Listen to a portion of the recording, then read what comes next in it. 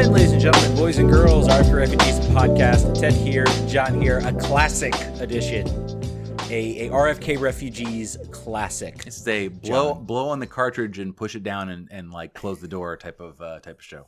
That's an old person reference. Yes. Oh man, dude, don't say that. What? Don't say it that. Is true. It's true, yeah. man. It's true now. Man. Don't start with me. Don't start with me. Listen, but you're so young.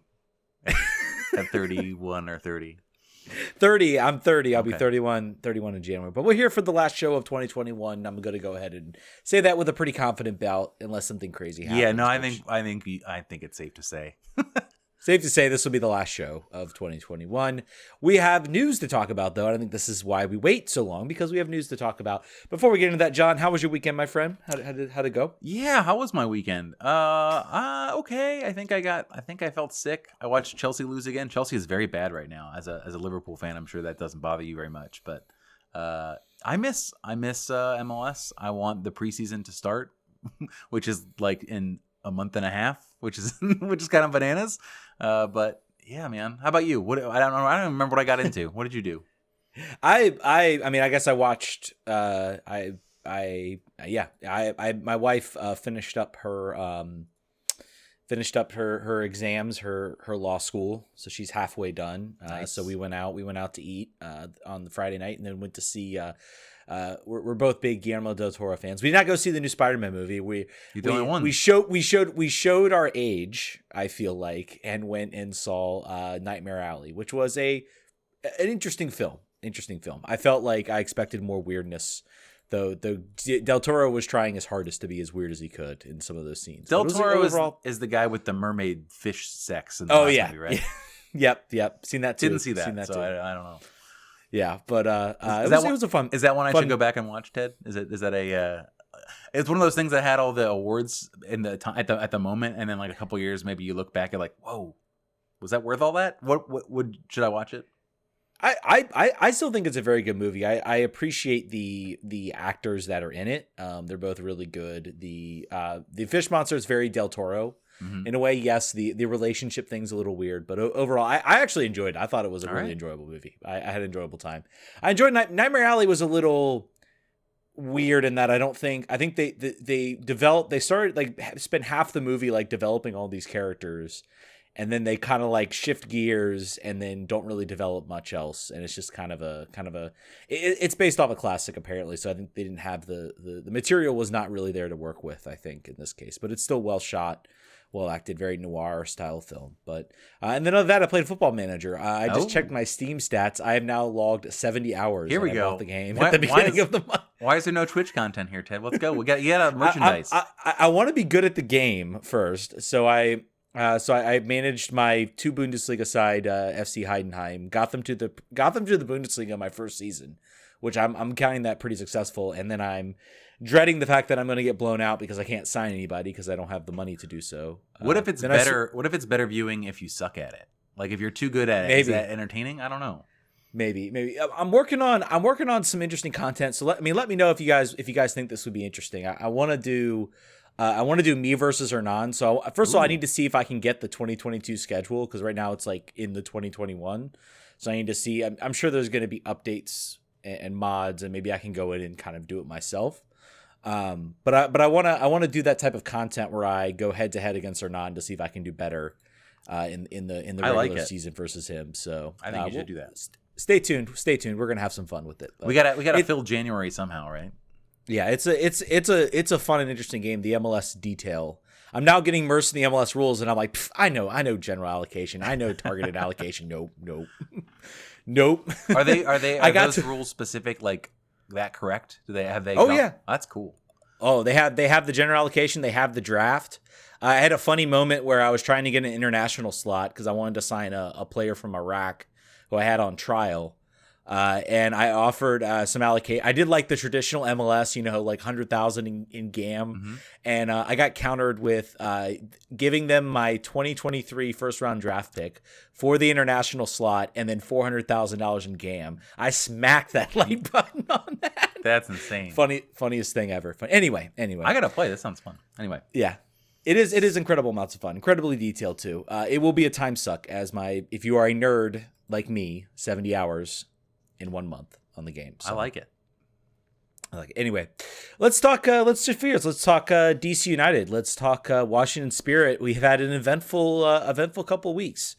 Let's start with DC United. I think that's the appropriate place to start because we're going to probably have mostly Spirit coverage because they've been the more active and interesting of the two teams. The really only notable loss for DC, if you can call it a loss, everybody pretty much thought this was going to happen. Joseph Mora lost in the expansion draft to Charlotte. Did you watch the expansion draft, by the way? No. You did not catch it? My nerdiness, my MLS nerdiness has declined a little bit in the last couple weeks. Yeah, I felt more of that exhaustion too. Normally, like I would sit through the drafts because normally those are like during the week, and of course I work remote, so it's actually works really well because it's the perfect thing to have on. That's 4 hours long from like 2 o'clock to 6 o'clock because you just leave it on. You can just zone out. Don't have to pay attention to it. But it's on a Saturday. I got things to do. So I like had the draft kind of go. Anyway, I did watch the expansion draft. I was cooking watching it. Very weird production. So they had it at the Charlotte Stadium. The Panther Stadium. Yeah, the Panther Stadium. Correct. Any football team stadium slight I can throw in there, I'm going to do. Yeah, so, I mean, they do the announcement. It's not like, when you have the two teams, there's not a lot of drama. They know the 5 players they're going to select and everything. They're really just listing them off, and then they're kind of like doing some other things. It's also, I think, a way to advertise the team. It was an hour, though, right? It was an hour, yeah. which seems quaint compared to some of what the NWSL expansion draft and subsequent draft seemed to take. But then I think at the end they actually asked, like, I forget the guy they had on there, like a normal MLS guy asked, what's allocation money? How does this allocation money thing work? Oh, it's like he's trying to like explain it. Oh, it's money that the league gives you that you can do. How much time you got? Would be like, well, we got to fill an hour, so you can actually explain all the player mechanisms thing, and we'll have 5 minutes left over for player picks. All the rules and all. It was actually at the end, which was the funny part about it. So all the picks were already basically done. We're actually out of time. You thought we could have started this earlier. It was, but it was all done by like the local like Charlotte station, and then they kind of like that was the interesting part is that it was produced. Normally these things are kind of produced by MLS and like they just kind of read off the picks. This one was actually produced by the local Charlotte TV station. So that was cool. Gave it a little more of a homegrown type feel. But DC United, of course, losing Joseph Mora in the expansion draft. They will get $50K in GAM. And for a player, basically, they said would not be back. So I think all in all, you get $50,000 for something. I wish it were $50. That would be hilariously insulting. You think there are any trades like any of the GAM trades before it became public were like that low? Probably. Like, how would you like Chipotle catering for your office for a week? It's like the Moneyball scene when he like trades him and says, "Oh, you'll stock my soda fridge." Soda's fridge. You and I have been talking about Joseph Mora and his weird fit for Hernan, all year pretty much. And I was looking at his stats today. He played more than I thought he did. He had 26 appearances and 16 starts, which I think may have been more about injuries. There were lots of times during the season when we had not enough guys on the bench. But he's not played at all for Costa Rica all year long. And I think he was always a sort of a nailed-on starter for them for quite a while with his time at DC United. So I think this change probably gets him back on the radar for the national team. And also, depending on what type of, I have no idea what type of, they don't have a full roster yet, but what they want to play down in Charlotte. If they happen to play a 4-man backline, Joseph Mora is probably your guy. I think he's still a really good player. He's a good MLS player, just not a good fit for what DC United is trying to do right now. Yeah, he fits that classic kind of 4-4-2, 4-2-3-1, where maybe he becomes a guy who can contribute something on the offensive end. The problem for DC is I think you had Kevin Paredes and obviously Julian Gressel, who are very much more attack-minded players. And so they are ones that will go forward, and they have the ability to go forward.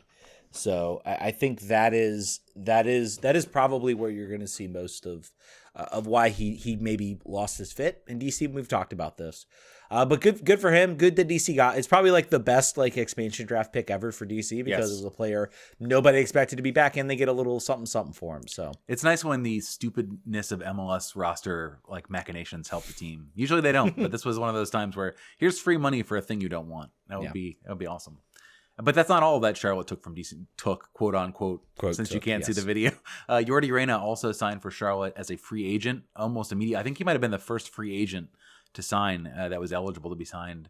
Obviously unclear about what his salary looks like for next year. You had some thoughts on this, I think, on Twitter about sort of maybe you had hoped that, putting money aside, maybe DC United could have found a way to keep him. Yeah, I mean, he was. I kind of look at. So I look at who do I want back? Who was kind of, you knew this was the last year, and Jordi Reyna was one of those players. I mean, he was streaky, but when he was on, and he was particularly good for DC. I understand DC needs some roster room. If you want to give Hernan what he wants, you need to give him the roster room to do that. So I think Jordi, for me, not seeing him there as an indication is at least somewhat of an indication to me that the team is going to try to look to find something either internationally or likewise that's going to fit Hernan's style, be a player Hernan wants to bring in, and hopefully be a successful player. So I see why they made the move they did. All in all, he was probably like one of my more favorite players from 2021. Just some of the things he did, some of the games he played, how well he sort of grew into that roster. Mm-hmm. So I think Charlotte got a good player that I think they got a good base on. So I'll be curious to see how he does in Charlotte and how well he plays. So as far as other DC United roster rules, I think everyone has sort of been, or roster changes, everyone has sort of been pounding on the Twitter like, hey guys, announce something. The meme where they're poking the dead thing with a stick and saying do something. It's that time of year again, isn't it? It is that time of year. It is that time. Everybody wants a Christmas present, and I get it. I want a Christmas present too. Here is a small Christmas present. Ted Pietro, a player that I have been talking about and teasing as signing a DC United contract, is now close to signing a DC United contract. Has not yet. Maybe that's our Christmas present. But since Ted had been on I interviewed Ted like the beginning of last season, maybe in between the two seasons, and he had a fantastic season. Mm-hmm. What we talked about at the time was sort of the rigors of the professional game, how different it was from the youth game, how hard it is to train at a high level all the time and be on all the time. And he made a great jump this year on a really, really unsuccessful Loudoun team. He played 30 times, scored 7 goals, which was obviously for a last place team, probably the leading goal scorer, and I believe he was. He was. 3 assists. Didn't get any red cards this year like he did the previous year, and really he's just. I think Ryan Kiefer, what's his Twitter handle at Refa K, talked about the fact that he moved out of his parents' house. He'd got into nutrition, so he took it seriously, right? And I think the team is rewarding him for making that jump. And this is what he said he wanted a year and a half ago. This was the goal. That's what he was shooting for. So I'm happy for him that he got there. And I think he's a player that, right-sided midfield, depending on we're about to talk about a rumor here in a second that he sort of might play a Griffin Yao type of role on this team, which is a slight issue because Griffin Yao is still here and didn't find the field very much last year. But you want to have talent available. And I think that most likely he's going to be sort of a much more of a tweener than Griffin was as far as playing between here and Loudoun next year. What are your general feelings on the signing? I mean, I think it's good. He was a player, I think. There are all these players and that maybe you get a little bit excited about. I think about Colin Martin a lot when I talk about guys because I saw him live in Richmond and he was so good for Richmond. He made just a couple really nice passes, and I thought this guy's going to be playing for DC soon, and it never quite worked out. And I was worried. You saw some bright things from Ted Pietro in the very limited minutes because those Loudoun games were a slog. But you saw some good things. But you get concerned when a guy starts to get 17, 18, and they're still on that Loudoun contract. Is he going to kind of fade away like so many other? I think he's more of an indication to me, at least, that. We've talked about DC struck gold with Andy Nahar, Bill Hamid, and then it was a doldrum. I mean, there were some players. There maybe a couple guys got some spots. Rodney Wallace, I think. Well, no, he's a draft pick. Never mind. But I'm trying to think. I know there was a guy who went to play for NYC, and I can't think of his name right now. It's gonna kill me that I can't think of it right now. But Ethan White. Thank you. So I mean, there've been guys who have kind of come up through the academy. Ethan White may have been drafted too. I can't even really remember. Out of Maryland, I believe that's correct. I think that was in the time where they started like signing players right before drafts. They would raid the draft pool with homegrown homegrown signings. So I think they would also draft guys who they had in their academy because they did once they got down the draft. Well, I don't know. Take this guy. We know this guy. Let's bring him in. Yep. But basically, so I mean, but there was nothing really from this academy pool for years, and now we're seeing, guys like Griffin Yao, guys like Kevin Paredes, Moses Nyman, and now Ted Kudu Pietro. It really does start to feel like now you got Jacob Green, Jeremy Garay. Garay. Garay. Okay. Is also another guy who's coming through. So it really does feel like they're starting to build out an actual, it's not just one or two players that you're interested in now from the side. It's like 5, 6, 7. And that's a very, very good thing. You have guys that are willing to go out there and compete for minutes. Absolutely. Yeah. And sort of pivoting from the positives here on us actually signing a player. I wouldn't call this a negative, but it was sort of a curious news item for DC United to see. Paul Arriola was linked with a transfer to LA Galaxy and also, I believe, Tijuana. That was another name sort of bandied about. I think the first tweet sort of said something like, conversations have already happened between the player and the agent and the team, but there's been no contact with DC United.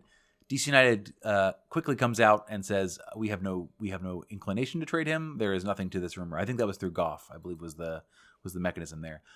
We'll talk about, there's some Twitter questions about this here that we'll get to in a second, but I'll let you go first. What were your general feelings first when you saw it? And then how do you feel now after you heard the supposed rebuttal through Steve Goff? I mean, my first thought was, this doesn't seem like something DC United would normally do in an offseason. And for that, it's kind of like when you have a deadbeat dad actually does something nice, and I don't want to call DC a deadbeat dad, but it's like you expect your expectations of DC are for this offseason are still relatively the same, especially when you know their situation with the designated player slots. I want this team to fill that third designated player spot. That is still something I think they need to do, and you don't need to spend that much money to do it. Not as much money as people think to do it, but I think it would be an indication if they could fill that slot with somebody.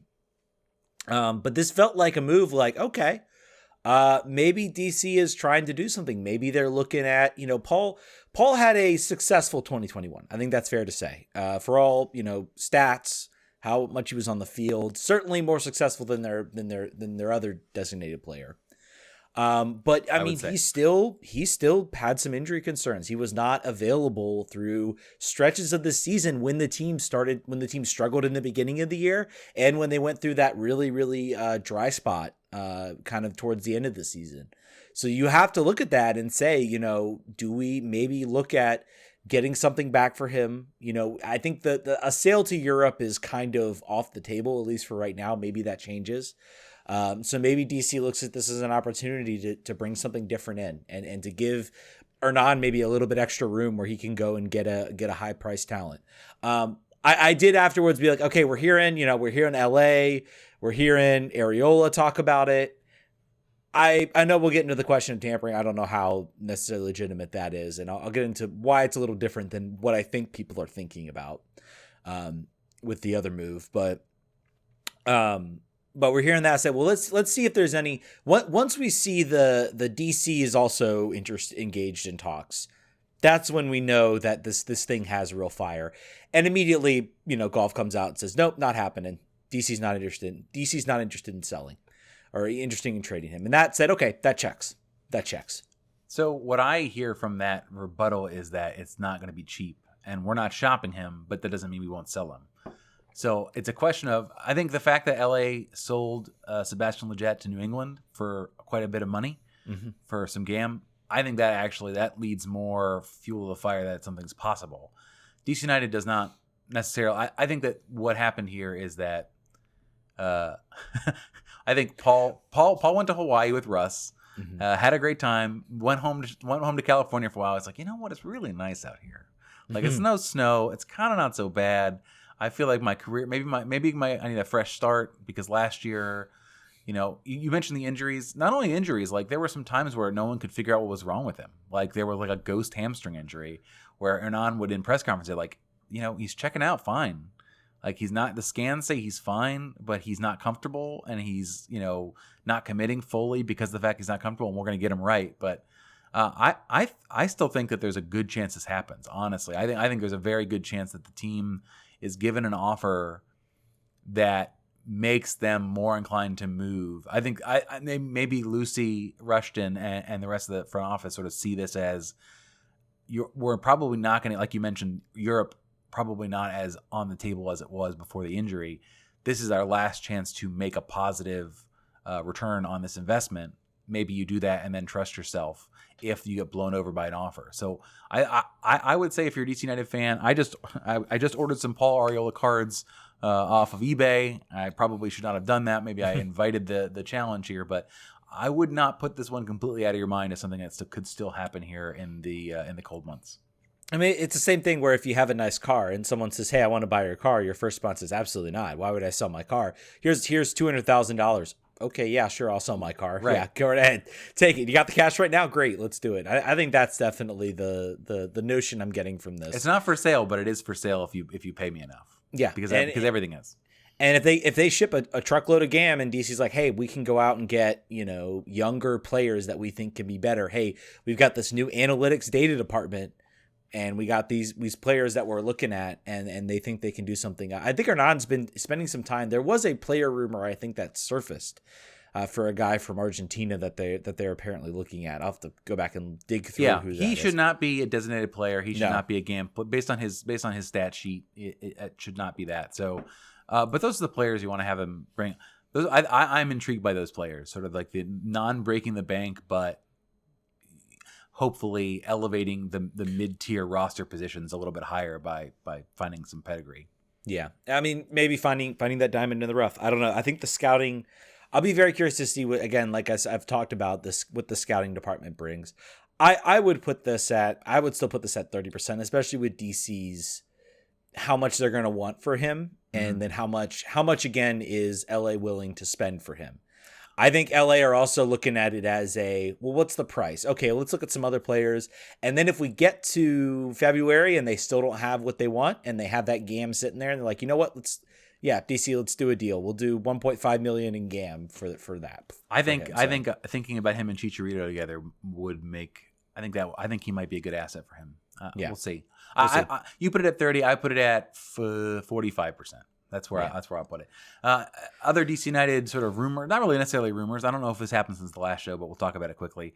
Rumors come out in the Honduran press that Andy Najar is dissatisfied with his contract offer. So offer here being an operative term.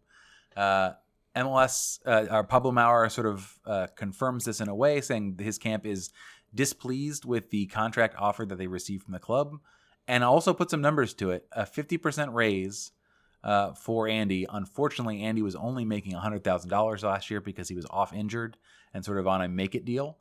So they offered him $150,000. That is a bit of a challenge because players like Frederick Briant were making $300K. All the other starters on the defensive side were making more money than he was by a substantial margin. This is one of those situations where DC has the contractual upper hand, right? They have an option on the player, so they can do whatever they want. They can say you're going to play next year for $150,000 or whatever the agreed upon amount was. The question is, how long-term intelligent of a move is that if it makes the player dissatisfied? More so in soccer than any other, although football is starting to become that way. Almost all of them are actually starting to become this way. An unhappy player can make a team's life pretty miserable. It's not good for the team. It's not good for the performance of the team. It's not good for the player.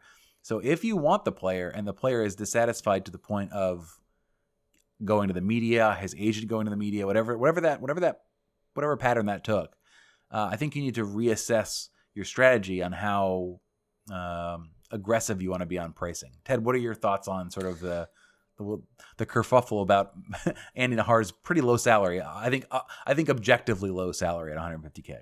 I think it is important to frame the reasoning, I think, is important here. And I think a lot of people are yelling at ownership with this. And I think this is very much, if you want to look at somebody to blame, you want to look at Lucy Rushton / Dave Casper, because regardless of what you pay Andy Najar, his salary is not coming out of Jason Levian's pockets. Right. it's coming out of MLS's pockets because he's not going to make enough to do that. This is a salary cap. This is a salary cap contingent move of a team trying to keep his salary as low as they can. Yep.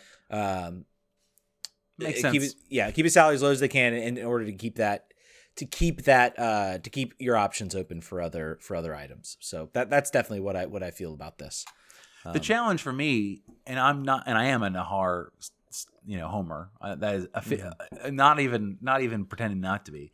The challenge, I think I said this on Twitter at the time, is that when you have a player that has a skill set you don't have a replacement for, and whose skill set enabled you to do the thing you wanted to do really well last year, or more well than you thought you were going to be able to do, I think you have to negotiate differently with that player than you would with, say, another player on the roster, like a Junior Moreno. Mm-hmm. Junior Moreno, you have other players like Junior Moreno, and that's why they made a good faith offer. Probably like, if you want it, you can have it. If not, that's fine. You can walk if you'd like. It's a little bit different because they have an option year, but option years, I just don't like. I don't like them. I don't like club held option years of players who aren't like 18, 19 years old. Because it's one thing to say, we're going to take a chance on you as a young player. We don't know what you're going to be. We were hoping, and we didn't think Andy was going to play as well as he did, but he has a pedigree of when healthy can play that way. Mm-hmm. And I think potentially in a position where they didn't feel like they had a strong hand, his agent agreed to that deal, right? Andy and the agent did. They both regret that they did. So it's just something to watch. I think he's a player you would be really unwise to lose, because I think a player that can do what he does is going to be expensive or just challenging to find. There aren't a lot of players like him in MLS. So you're just making your job harder on yourself for saving $150,000 or whatever, just giving him Brion's money and say, be done with it. I don't know. I feel like it may be not worth the struggle. I don't know. We'll see. I think it's also going to be an important thing how healthy. I mean, he was still on and off. I mean, there were times he was healthy scratches for games because they didn't want to run him to the ground. How was that looking? There were injury concerns for DC. Brion played like 10 games or whatever it was. So, fair enough. Yeah. That's the challenge there. So keep your eyes peeled on that. There should, you hope, a resolution on that. He's not going to go anywhere. The team is not going to let him leave. So the outcomes are a better deal gets drawn up and everyone's happy, or Andy Nahar is angry during preseason and then maybe is injured more often. Who knows? Yeah. Go ahead. I was saying real quick, I did want to get into we obviously had the MLS Cup. We haven't had a chance to really talk about it. New York City winning on penalty kicks. The first New York team to win MLS Cup. So basically they came back. Nope, don't want to do a parade. Probably a smart move considering, because all things considered, this felt like this should have been a bigger deal. I feel for MLS to have a team from the greater New York area from a money perspective. Yeah, it's just a challenge, right? Because the way they built their roster is counterintuitive to the way you'd construct a major market franchise, and it's actually really a test of your philosophy around as it applies to DC, and that is build a team that wins, and then they'll come and be excited about it. And maybe DC is different than New York, but New York tried the Galacticos route when they started, and they sucked because they picked a bunch of old players and they were awful. They all no one else got a contract ever again, and they all retired because they were all basically retired when they went there. But they have a team that 9 out of 10 New Yorkers are going to be able to pick one name off that roster. Yeah. That's the struggle. Is you might be able to win, but you're still playing in Yankee Stadium. You're still not going to get any attention. I mean, like, there are college basketball teams that are going to get 10x the attention on a regular season game than NYCFC will in town. Yeah, and I think the important thing you brought up is Yankee Stadium and then elsewhere. And Citi Field and Red Bull Arena. I mean, that's the biggest thing I think that's driving this is if this had happened in 2015, 2016 when the team was first announced, I think we're dealing with a way different story here. We're dealing with the beginnings of something. I think this does help them get a push to maybe get a stadium. I'll be curious to see what they look like next year. Do they start to get more people out to watch them play? I think the lack of a soccer stadium, a reputable home, is what really hurts this in a lot of ways. And they are not going to Harrison. Yeah. New York City fans are like, you catch me dead before I'm on that train. Yeah, and I think you're going to lose players. Castellanos is definitely going to be sold. They'd be stupid not to sell him. Or he's going to go to Man City. That's going to be his next spot. That would be hilarious if he did that. But they would be crazy not to cash in on him, particularly if there's interest. Maxi Morales is a free agent. Mm-hmm. James Sands is a player that they're looking at potentially letting move on if he wants to. So as ever, teams are always different after they win the cup. Dynasty is a hard thing to build to maintain in MLS. Maybe you can't. I think Seattle's come the closest. I think to doing that, and they've just been consistently good. 1.14 million people watch MLS Cup, one of the highest rated MLS Cups, and they are now looking for a $300 million TV deal. That's going to be a big thing to watch. What's that? That's also what I'm looking for, a $300 million contract for my next job. Yeah, how about this show? This show, we got a $300 million like TV deal that we're seeking. We're negotiating. We have a Twitch partnership for $300 million. I wanted to get to some of the Twitter mailbag around this, and we addressed some of it already. Stat Guy Blake, Brian Smith, and Kevin Hernandez all asking about Paul Arriola. Do you think the Paul Arriola transfer news is serious enough to be concerned about? If so, who do you think replaces him? And the LA Galaxy for Arriola idea flamed out quickly, but how open do you think DC United is for a deal? Is it 100% no way, or would they act to move him for the right value? I think we answered that. I think that no player is untouchable in MLS, or particularly with an owner that is not infinitely wealthy. When you're infinitely wealthy, you can say things are not for sale, but if you're not, then things are in fact for sale sometimes. And you wanted to mention this one too. At Kev Hearn says, discuss how the Galaxy basically engaged in tampering and how the league will do nothing about it. Yeah, I don't know if that arises. I think everybody's thinking of what happened with Nocerino in Orlando a few years back. That's a little bit of a different situation. That's a player. I forgot about that. Yeah, that's a player reaching out to him after DC was engaged in conversations with him. It worked out really well for DC, so I don't really care. It really did. But yeah, I mean, I think I don't know the extent of the conversations. I think agents are going to talk. There are going to be offers that are going to be on the table. I don't know if this arises to tampering. Paul knows LA. Paul knows what LA is. Paul, I'm sure, knows that the team gets offers for him. I'm sure every single day. I'm sure they get calls about it every single day. I would put this as I don't think he's the type of guy. I'm sure if he had the chance to move to LA, he'd be like, yeah, sure, to go home. Most people would. I think that generally is true. And he didn't. I would say his injuries and the sort of the team's up and down form and the national team stuff, he didn't seem like he was having a great time last year on the field. A couple times he did, but he did not appear to be loving life to me. And he's got a serious girlfriend, fiance maybe, I don't know. Like maybe they want to move. It's entirely possible. That's something you always got to be considered. It's not like he's like, I really want to move to Kansas City. Like it's LA. It makes sense. People understand. It would not be the craziest thing in the world. I would put money on him still being suited up. I don't think LA is going to rise that. But anyway, were there any Twitter mailbag questions? Yes, there were a couple. There was one more. Don Rankin wants us to make up DP rumors. We'll leave that for January. Leonard Pahoy. There we go. Yeah. Soccer Enjoyer Christian wants to know areas of most need for DC United. I think we sort of talked about roster needs, and obviously there are many spots to fill here. From a depth perspective, we're very thin. We're thin in a couple. We're very thin at left back. Mm-hmm. Kevin Paredes and then Prey, I think, is sort of the situation right now. I mean, obviously, unless you're saying Jacob Green is ready, probably isn't.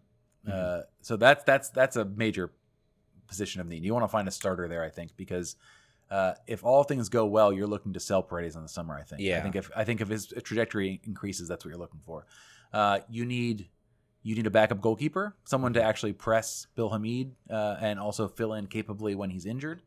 And I would like to see maybe some younger competition at striker. You spent some money there, obviously, with Ola and Nigel Robertha. Nigel really didn't get a chance to really show what he could do. He was injured a lot. When he did play, there was some value there, particularly at the end of the season. He was playing as a second striker and really sort of offering something that nobody else that I've seen with DC United was able to offer, as far as that sort of second option and also facilitator. But I would like to see some young competition up there that can actually threaten. Giovanni Bolivar could have been that. He really wasn't that. And then also, I would say someone to press Edison Flores. We need a left winger, and we need someone and we need maybe a playmaker as well. That's a lot of needs. Yeah, it's depth all over the place. Again, I think you hit the nail on the head with Edison Flores. I think a lot of this is indicative of how the front 11 looks. I mean, I feel like there still are a lot of question marks. I think some depth at center defense would be also probably needed as well, especially now we're playing a 3-man back line instead of like a 2-man center back line. It'll help that Steve will be available from the beginning of the year this year, and it will also help if Donovan does not get his foot hurt again. So knock on wood for everybody. Injuries, if we can get through a preseason, particularly because I think that we start so early, if we can get through a preseason where people are not injured and we're not starting sort of in the hole like we were last year, I think we're in a decent spot. Even if they don't add a bunch of players, we finished 9th. Yeah, like this is still in my opinion with the roster constructed. Even if they added some so-so additions, I think it's still a playoff team. I think we definitely won enough games last season to be a playoff team. Let's be clear. Like we won 14 games. All the other teams that made the playoffs won 13 games, someone less games than us. It was the issue of not being able to see some games out. I think they killed this team. Now, would this team have, if they got into the playoffs, could you have seen them running the table and getting to the final? Probably not. But RSL also probably was not your pick to do it, and they made it pretty damn far. So the playoffs are bananas. You just got to get in. That's all that matters. We almost did. Just got to get in. Let's talk about some champions. Let's talk about some teams that actually won the championship. Not that we're not searching DC, but the Spirit did win the championship. We would like them to win. We would also like them to win the championship. We would like them to start a dynasty. I think it's still possible in NWSL to have a dynasty, and I think the Spirit hopefully are well on their way. Obviously, we had the expansion draft 2 hours long. We all knew that I was hoping it would come early. Like I was hoping like first pick it would just kind of be over with. Yep. But then it kind of like drags on, and you're like, okay, maybe the Spirit exit this unscathed. Fortunately, we did this. We should have known since Kim McCauley is from the DC area. I will say she had a role in this. I will put the blame entirely on her for this. She now works for Angel City FC. Paige Nielsen going to Angel City FC in the expansion draft. They got some allocation money, I think, for this, right? They get a little bit for losing a player. They did, and also I think they also get protection next year. I'm not sure if they work the same. DC also gets protection next year, which we forgot to mention. Yeah, I'm not sure if it works the same. Paige is an accomplished player who in previous years was an every game starter. Mm-hmm. She played a little bit less once the national team players got back. The challenge, it would have been nice to keep her because there is going to be a lot of national team absences again this year. But if you're looking at a place where you have some depth to lose a player, probably a center back, probably more there than anywhere else. Mm-hmm. So I think that, Paige, I think she slots in, not knowing the rest of Angel City's roster. Good bet to slot in right there immediately as a veteran center back with some skill for that club. And we'll get into a minute, but you feel like maybe they had this knowing because they went out and they signed Aaliyah Martin from the University of Michigan, who's a defender who can maybe fill Paige Nielsen's role as kind of younger. She's a 5th year out of the University of Michigan. I think she took the extra year of eligibility to get that. And I think somehow she wasn't eligible for the draft and like the Spirit had her rights. I'm not sure how that whole thing worked. Just like we traded a player, I don't have it on the notes here. They traded a player that I didn't know we had for protection, I believe, from one of the clubs. Maybe from San Diego. I don't know. But Allie Martin played U17 national team. I think from a standpoint of she's cheap. She was on the Discovery roster already, so that they're already in a good position there. Yeah. Other sort of note. Well, we'll do the big one here. Chris Ward finally gets announced as the full-time coach. Yes. Well deserved. I don't think you could have not given it to him. I think you would have had to really turn yourself into a human pretzel to not give the manager who guides your team through the tsunami of S that the Spirit went through and not give it to him after they win the championship. I recommend, we always recommend The Athletic here. Read The Athletic interview he did with Meg Linehan this morning. I will tell you what I think about him. I haven't gotten to speak to him. I've not done any media availability with him yet.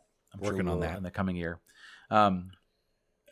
He is a thoughtful man that really is not so hung up on his position as the manager to solve everyone's problems, to be the loudest voice in the room, to say my way or the highway. And I don't think it was just because he was interim. I think that's actually his personality. I don't imagine you could have a better personality for that situation than Chris Ward. He let the players lead. When there were things to be said, he allowed the players to say them. Obviously, he would chime in on tactics and things like that, but he gave space to the players to almost run the ship themselves. And you could say that, you could read that uncharitably and say that's a coach who does not have control of the room, or he's young and a manager would not normally allow this. And maybe in a normal year, you wouldn't have it be such a democracy. You'd want to have a little bit more order and a little more hierarchy. But he knew that the only way to allow this team, only way to shepherd this team through, if they were as talented as they were, was to not be another voice at them shouting and another voice at them telling them that they're wrong and they're doing it wrong. He called out specifically how halftime talks were different under him than they were under Richie. Under Richie, he was screaming at them. He was giving them the Sir Alex Ferguson treatment instead of talking about, all right, well, here's 3 things we didn't do well, and here's how we're going to do them better, and here's how I think we should do them better, and not necessarily what do you guys think, but like more collaborative about it. Mm-hmm. So kind of refreshing, so bizarre of an idea when you think about everything else you know about sports and how managers sort of are, portrayed in the media, and even the way that they portray themselves as being, I'm the guy with the ideas, we're going to do as I say. I just thought it was so refreshing to hear from that and for him to know what the team needed and also sort of subjugate his own ego, which is such a hard thing to do, I think, as a manager or as a man or anything else, and just say like, I'm gonna cede my space here. I don't need to be the one to do this. We're gonna succeed through the leadership of the group instead of the one. Did you get a chance to read that, or what do you think about Chris being signed? I have not had a chance to read it. I mean, I think you have to give it to him. I think it will be. It's interesting you bring up, I guess, his attitude, because I think when everybody talks about a manager, they all want to be the Sir Alex Ferguson. They all want to be the Jose Mourinho. They all want to be the guy in the room who has the complete control of everybody. But I mean, there are plenty of managers out there that are successful. Brian Smetzer is not an imposing force. He just knows what to do in the right cases for Seattle. He looks like an IT project manager. Yeah, he does. And so there are many different ways to manage to manage a soccer team, and I think there are coaches out there that can do that with a soft touch. They don't have to be the dictatorial, Napoleon out there, ordering things around. And I think what Chris Ward does what actually is a really important thing, in that he read the room. He could have come in and said, "This is now here's my chance to really put my stamp on this." But he's for sure. But he knew the situation. He knew how to run, and that's an important aspect for a manager. Absolutely, you had to bring him back in. I'm so glad he's back. I think the players are glad he's back, and let's go. This is going to be.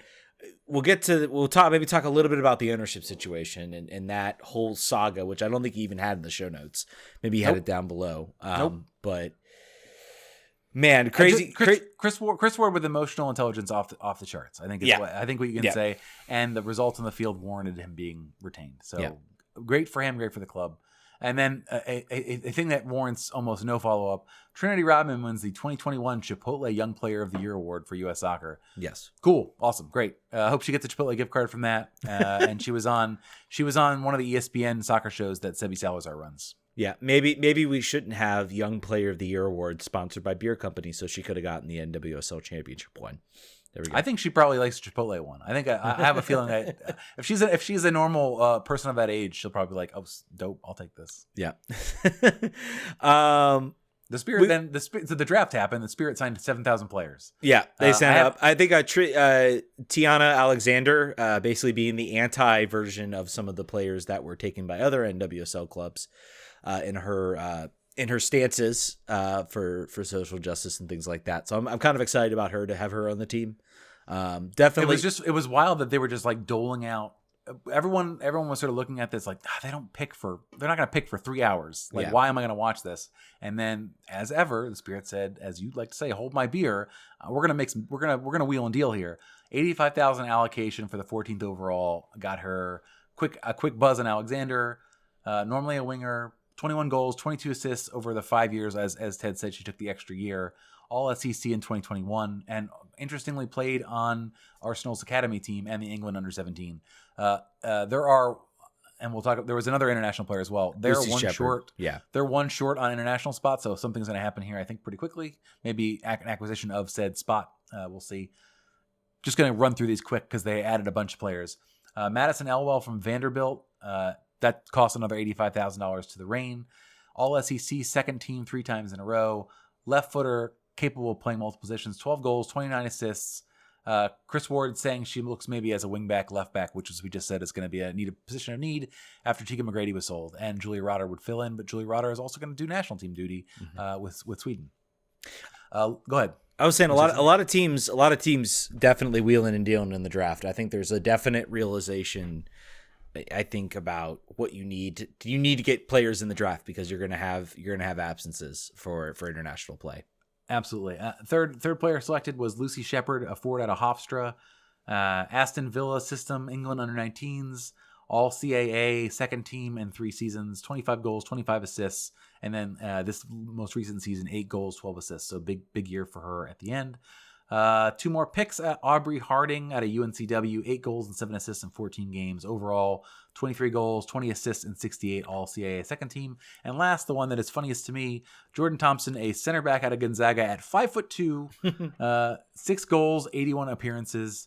Potentially a fullback. I don't know that you can. I don't even know in the NWSL if you can make it as a center back if you have 5'2". That would be a bit of a struggle.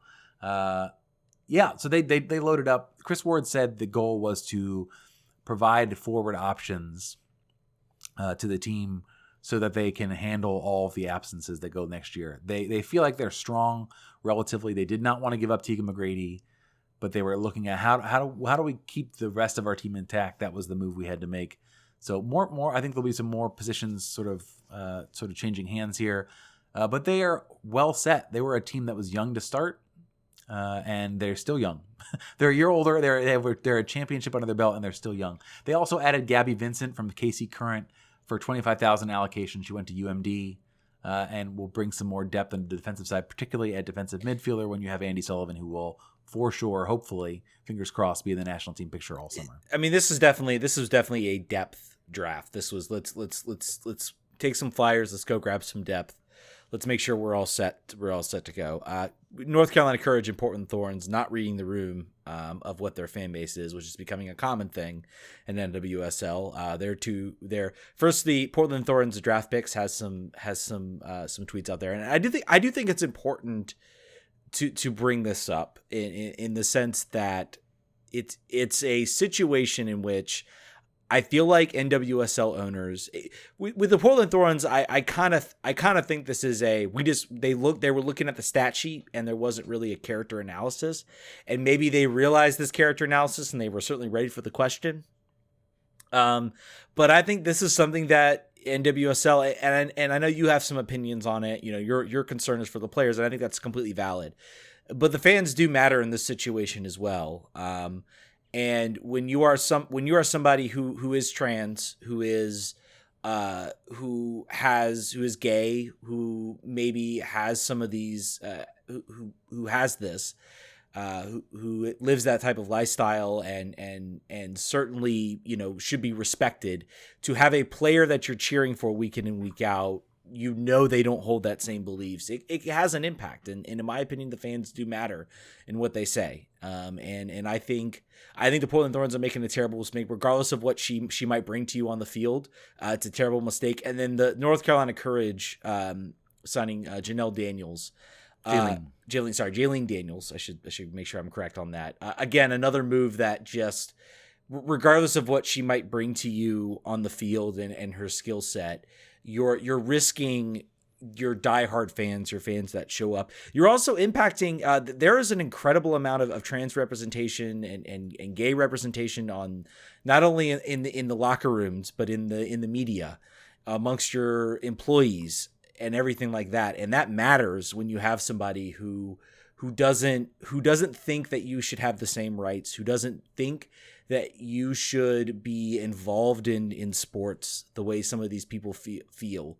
I think is an important consideration for these teams to make when they're selecting these players. Any team employee is going to have, there are players that are going to have to interact with them. I think that should be an important calculation. And it's very clear that some organizations are not taking that route. You also have a very good left back already in Carson Pickett. Yeah. So I think it, so I saw a tweet right before the show that sort of helped me put a little bit in perspective.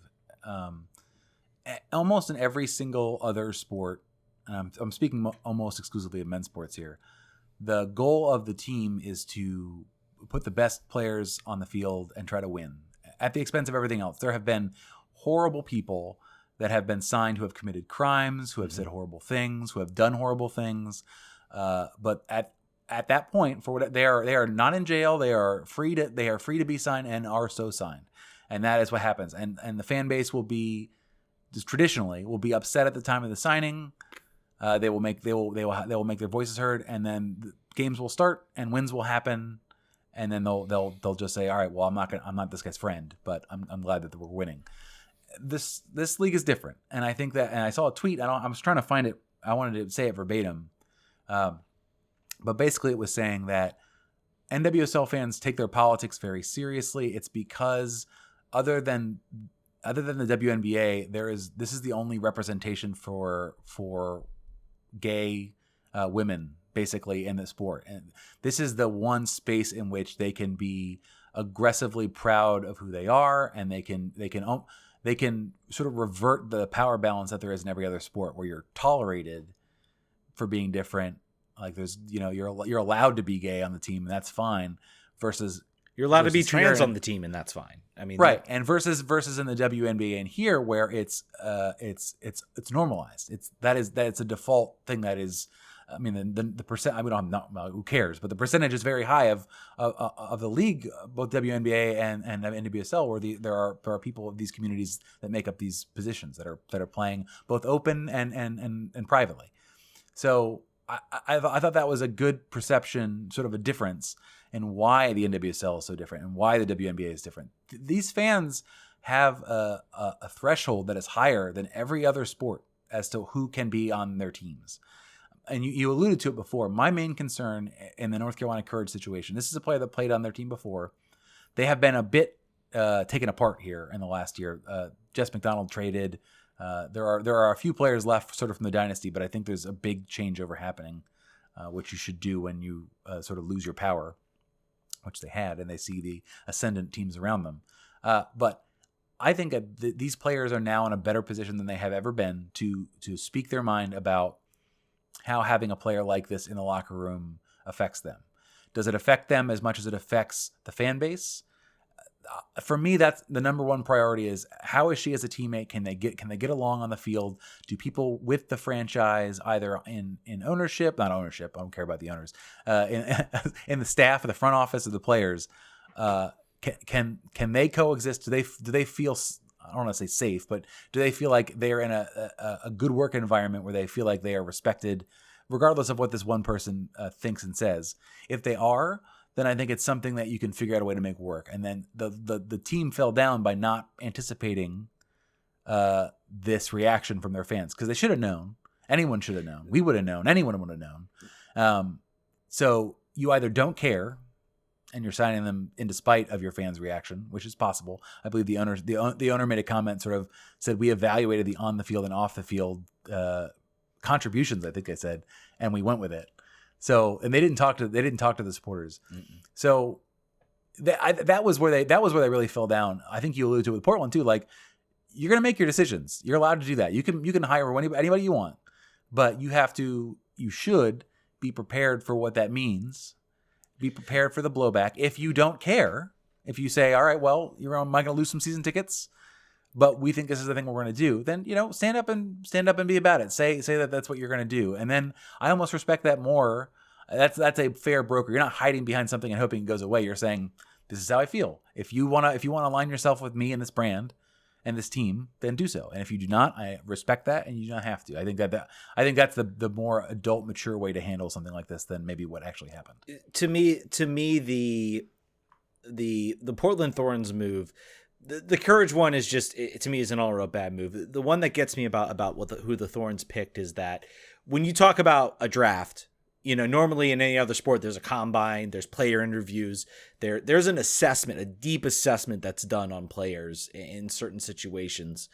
And, there are players who are, who get identified as having character issues, and basically being, shoved out of the league. We've had players that took strong stances against what was going on in their teams, against what was going on in America, and were shown the door in a lot of cases. And then here you have somebody who has very hurtful things they've said on Twitter. They've quote tweeted certain individuals that tweet very hurtful things.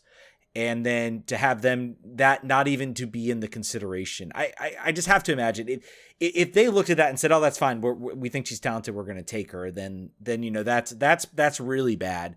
If we didn't even bother to check, and that's even worse, especially for a team like Portland, which has the resources to do those types of things. Right. So I remember MLS kids being drafted and them realizing that their Twitter was public and either making it private really quick or scrubbing it. I remember seeing this in live time. It was happening during drafts. This is going to be something that I think you're going to see a lot more often, for sure.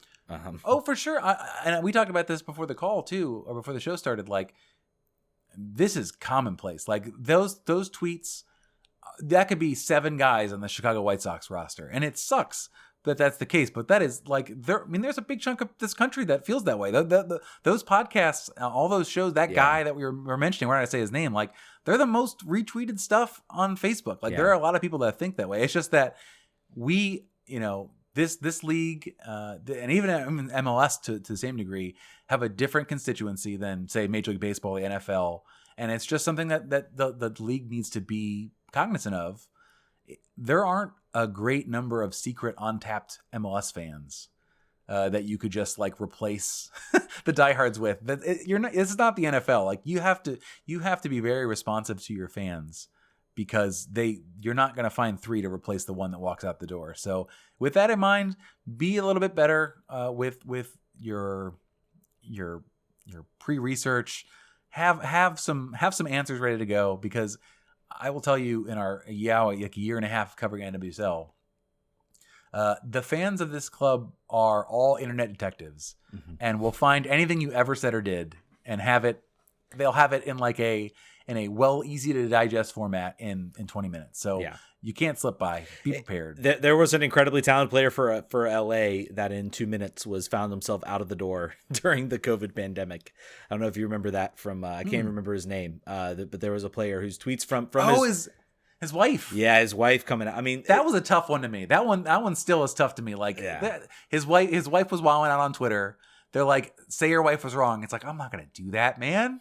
I have to live with her. Like, I'm married to this person. Well, I can find another club. Yeah, I can go somewhere else. There's also, and I feel like NWSL is maybe still learning this lesson. I feel like that was an indication that MLS has learned very, very quickly that you need to at the very least appease your fan. Now, there's still players out there that, there's a certain defender, Jeff Cameron for Cincinnati, who probably would agree with most of what the Portland draft pick said. But I mean, that's the nature of what we see. We see a lot in men's sports, especially like you pointed out in baseball. But I think MLS, when it's that open and that blatant, MLS knew at that point. That almost seemed to be an indication that they learned from the Iron Front thing. They learned what their fan base is, and they said, we need to make sure we're making moves that respect them as fans and what the leanings are. Even though that's not, even if they don't believe it, even if they don't care, because they don't, because any of these businesses don't actually care. But I think it's just from a pure like capitalist perspective. Like, you cannot alienate the people that pay the money for your thing to exist. And there are people, I honestly have no clue how many it's going to be. From the moves that we've seen from Portland. Portland was already in trouble. Let's from everything that's been going on and the push the fans have made. There were a lot of fans that were on the fence about renewing season tickets that have already said, I'm not renewing after this. This was almost the last straw. There is going to be an impact here. How much of an impact? Who knows? I've always wondered how much of Twitter is really on we all talk about DC fans and how upset we get over Twitter at the team. I see maybe tweets from like the same 10 to 50 people on Twitter talk about DC. there are 20,000 fans that show up to DC games every week. Mm-hmm. How much of that is an actual microcosm of the fan base? So I mean that, and that's, I think, the interesting thing we're going to learn with this. Is there a noticeable impact in a place like Portland, which is soccer is by far one of the biggest sports there. So fun times. I think it's an in-person case study about Twitter being real life. Yes. You get to see it in live action. So we'll watch that develop. I'm sure it's NWSL. There will be other things in between our next episode in 2022. So. Yeah, lots of things to talk about. All right, guys, thank you so much for listening. It's been awesome to share 2020 with you guys. We actually got a full season. We had soccer. We got to go to games. Please, there was a championship. Get vaccinated. Get your booster. We won a championship too. Yes, from the Spirit. Get vaccinated. Get your booster. Stay safe this holiday season, and then hopefully we will be back at Audi Field, cheering on DC United, Washington Spirit, whatever. Maybe you come join me down in Richmond. Have some fun times. We're gonna make it happen. Yes. Thank you guys so much for an awesome year. We're definitely going to be back next year. Stay tuned on that. Lots of cool things to come. We will catch you guys in 2022. Vamos. Vamos.